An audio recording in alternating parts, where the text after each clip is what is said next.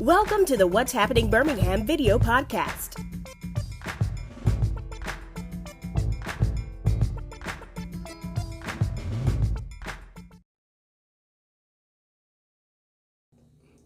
Hello everyone, this is Jarvis Escott with What's Happening in Birmingham. Today I have the honor and pleasure of being with Miss Donna Dukes. She's here with the Maranatha Academy. They have a great event that's coming up on Thursday, May the 9th at the Harvard Center, which is called Jacquelyns Jewels. That's right.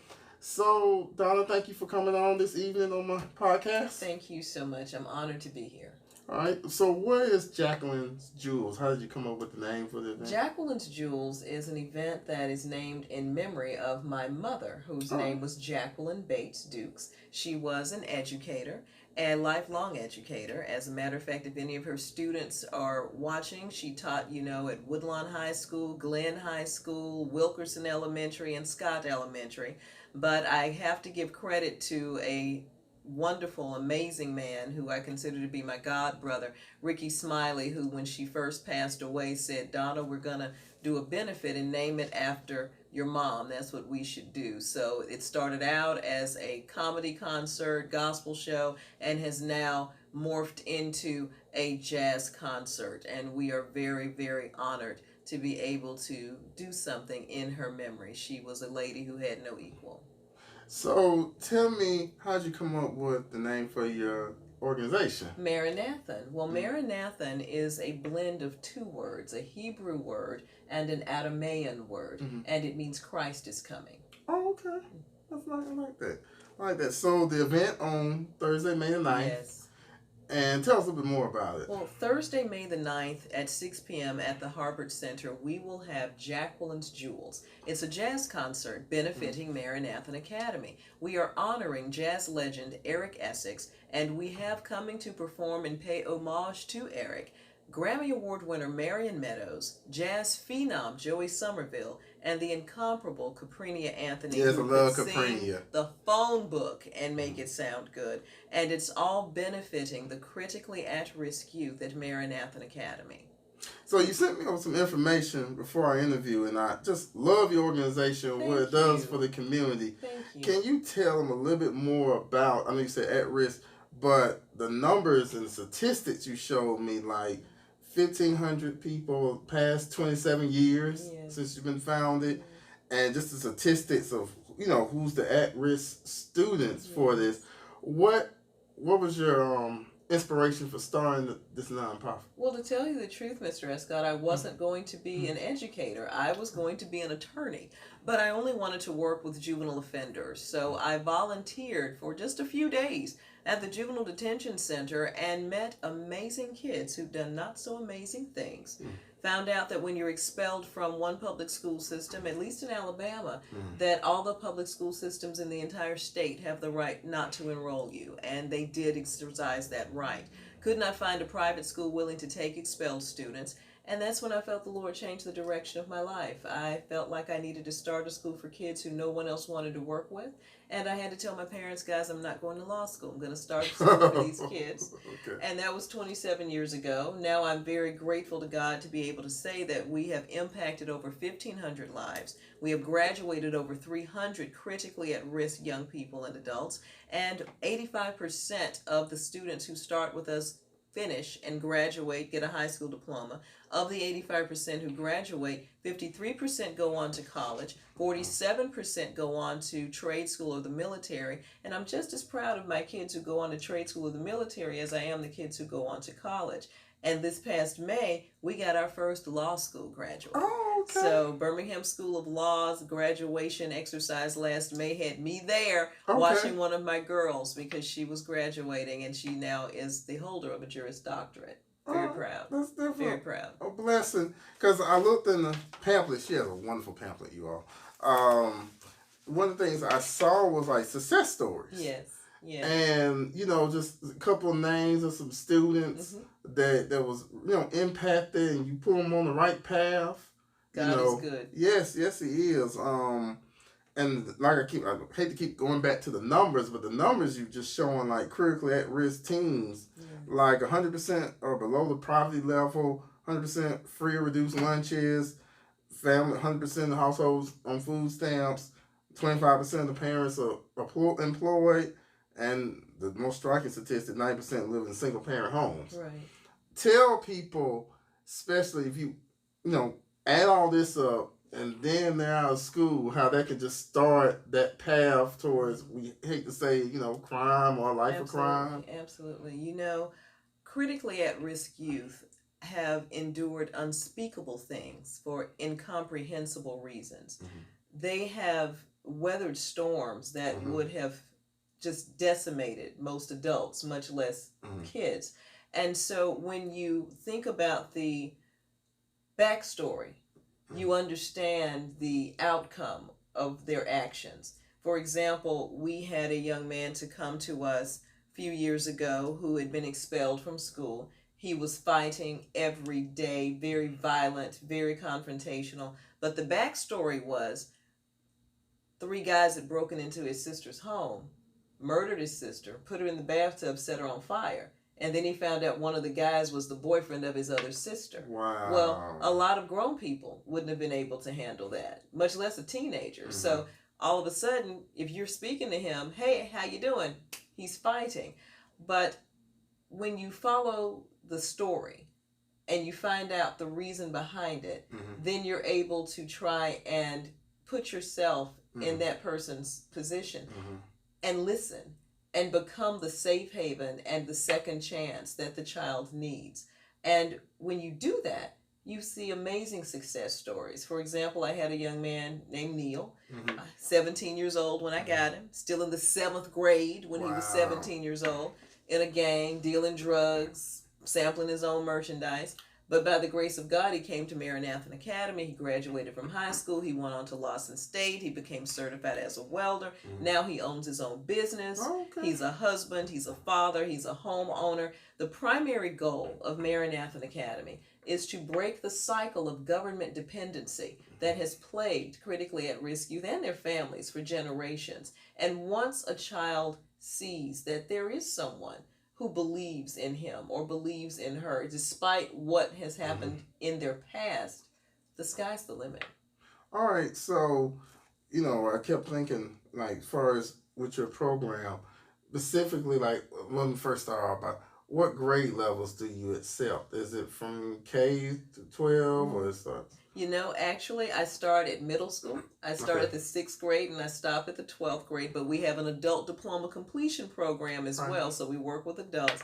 Everybody wants to work with the kids when they're cute and cuddly and believe in Santa Claus and the Easter Bunny. Mm-hmm. Most of them don't want to work with them once puberty hits mm-hmm. and they don't have many illusions, about life. So we do start at middle school and go through high school, and we have 14 students enrolled currently, but we have 52 students on our waiting list who want to get in. So 52 critically at-risk youth need our services, and the only thing standing in the way is funding.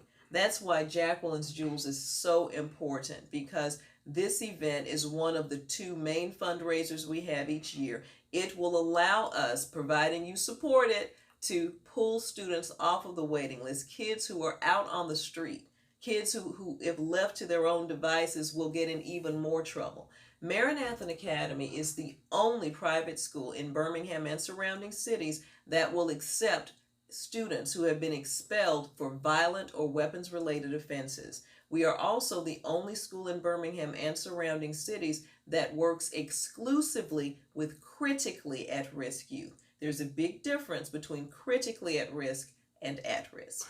And I was reading through the pamphlet as well. You had one student that attempted suicide. Yes, exactly. Several times. She went through the program. That's right. And just a great success story. Yes. I keep saying, get her pamphlet, because it's just mind blowing. Some of the lives that you have changed from this program. And it's a labor of love. Maranatha, as I was saying, is a safe haven and a second chance. It's a safe haven for students like my precious baby student, because I don't have any children of my own, but I call my students my babies. Right. But it was a safe haven for her, because when you and I were in school, bullying stopped when the bell rang at 3 o'clock. It doesn't stop now. a child is bullied 24 hours a day because there's social media, there's Yeah, Snapchat, there's cell phones, there's, text messaging, there's all of this. If you can imagine being persecuted nonstop 24 hours a day, you can imagine why we have kids as young as 12 years old attempting suicide. By the time the child got to me, she was only in the 7th grade. She tried to kill herself 6 times. Wow. And recently, I got 2 young ladies, both from bullying. One young lady, 16 years old, absolutely gorgeous, good student, refused to stop being a good student. She was jumped by a group of boys and girls, and they broke her wrist, beat her very badly, and sent word that we're going to kill you when you come back to school. So this is what kids are living with these days. It's unbelievable. So, like, as far as, and I want to go back to, is like, you accept them at any point of the school year, as long as I have funding for them. All right. I can't accept them if I don't have funding for them, because we wouldn't have anything for them to do. But as long as we have it, we take them all year long. And our school year is 11 months long. So they only have 1 month out. Oh, that's neat. So I guess my next question, I really want to ask you is, where are you located? We are located in Southside Baptist Church. We absolutely love it. It's in the heart of historic 5 Point South in Birmingham. We're in the education building, and it is such a wonderful location for our students to see people going to work and going to college and being able to see wonderful businesses flourishing. It's a great atmosphere, and the church has been very awesome to us.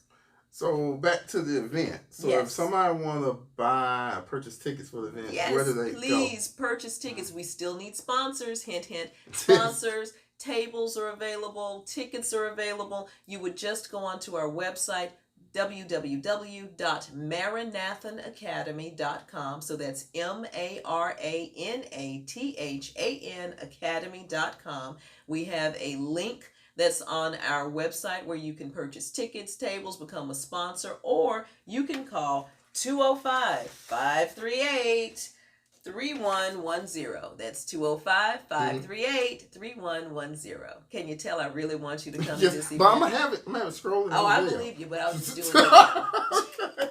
All right. I understand.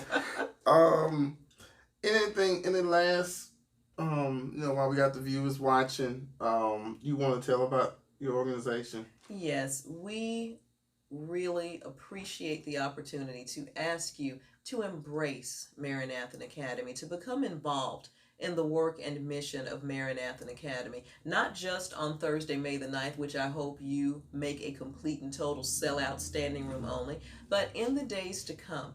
Edwin Markham made a wonderful quote years ago that my maternal grandmother used to use all the time. There is a destiny that makes us brothers. None goes his way alone. All that we send into the lives of others comes back into our own. If you invest in Maranathan Academy, you instantly have the satisfaction of knowing that you are saving a life. These students, these kids are on the street, or they are in situations in school that make it impossible for them to learn and be safe. Please join the Maranathan Academy mission. Well, Donna, thank you again. Thank you so much for the honor of being here. Thank you again. Great event. You all, please. One thing I always love about, because I love all nonprofits, but one thing I always love about nonprofits that directly affect what you can see, and that's one great thing about, local nonprofits like yours, is that you can see it, and you can see it clear as day, and you know that this happens, and you always sitting around, like, I'm sitting here thinking about the 52 that's waiting, like, if we don't get them, like, save them now, what will happen? So, I wish your organization the best. Y'all, please come out, check out this event. For more videos, please check out my website, what'shappeningbirmingham.com, or don't forget to subscribe to my YouTube channel as well. So thank you all again, and have a great night. Bye-bye. And is there any way you can splice something in? You made an excellent point. Mr. Escott made an excellent point earlier. What happens when a kid is not able to get in?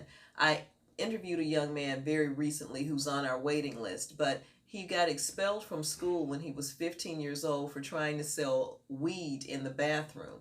That ended up with him being on house arrest, him cutting the house arrest bracelet off, going out, receiving stolen merchandise, getting convicted of that, getting released for that, then getting convicted for grand theft auto. It escalates. Yeah. It escalates and it escalates and it escalates. The only way to stop it is to get them in Maranatha Academy. Let them have hope. He's been out of school for 2 years. He's 17 years old now. But he wants to be a mechanic and change his life. And I'm believing God to get enough funding in, not just for him, but for some of the other 52 students on our waiting list. All right. So you all, please, for more information, contact this lady. Definitely. If you can't come to the event, still make a donation. Make a donation. It won't go to waste. No.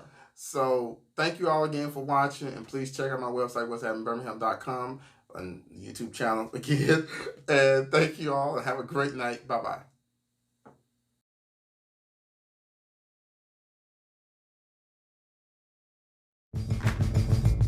Thank you for watching the What's Happening Birmingham video podcast. Please check out our website, app, or subscribe to our YouTube channel for the latest videos today.